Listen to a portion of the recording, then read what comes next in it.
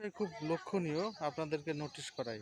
দেখছেন এদিকে সূর্যাস্ত যাচ্ছে কত সুন্দরভাবে, সূর্যের আলো কিভাবে অস্ত যাচ্ছে, সূর্যাস্ত দেখেন।